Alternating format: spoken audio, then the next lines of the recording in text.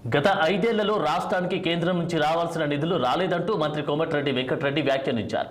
Charge తీసుకున్న 3వ రోజే నేను తెలంగాణ భవన్కు పరిశీలించానన్నారు. ఇక ఢిల్లీలోని ఆంధ్ర భవన్ విభజనపై స్పష్టత వచ్చిందన్నారు.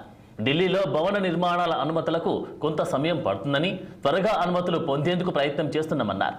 తెలంగాణ ఐకానిక్గా ఢిల్లీలో భవన నిర్మాణం ఉంటుందని మంత్రి కోమటిరెడ్డి వెంకటరెడ్డి పేర్కొన్నారు. విభజన చట్టంలో మిగిలిపోయిన సమస్యలను సాధించాలన్నారు. బాధ్యత తీసుకున్న సందర్భంగా వారికి శుభాకాంక్షలు. అలాగే పాటు వారి మీద చాలా పెద్ద బాధ్యత ఉన్నది. వారికి మీరందరూ సపోర్ట్గా ఉంటూ వారికి ఉన్న పరిచయాలతో తెలంగాణ రాష్ట్రానికి రావాల్సిన నిధులు కానివ్వండి, ఏపీ బైఫర్కేషన్ యాక్ట్లో మిగిలిపోయిన సమస్యలు, లాస్ట్ 10 years పర్టికులర్గా లాస్ట్ 5 yearsలో అప్పుడున్న స్టేట్ గవర్నమెంట్ సెంట్రల్ గవర్నమెంట్లో రిలేషన్ బాగలేకను వాళ్ళ ఏనుకోమని రాష్ట్రానికి రావాల్సిన నిధులు ఇంక్లూడింగ్ నేషనల్ లెవెల్స్లో కూడా చాలా తక్కువ నిధులు వచ్చినాయి. తప్పకుండా నాకు పూర్తి నమ్మకం ఉన్నది. మా ముఖ్యమంత్రి గారి నాయకత్వంలో సీనియర్ నాయకులు జితేందర్ రెడ్డి గారు ఈరోజు ఇక్కడ రావడం చాలా సంతోషం. వారికి అభినందనలు.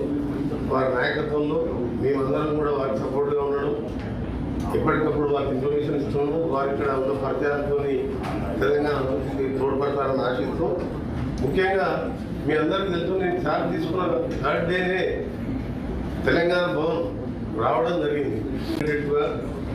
బాధ్యత తీసుకున్న సందర్భంగా వారికి శుభాకాంక్షలు. అలాగే పాటు సికింద్రాబాద్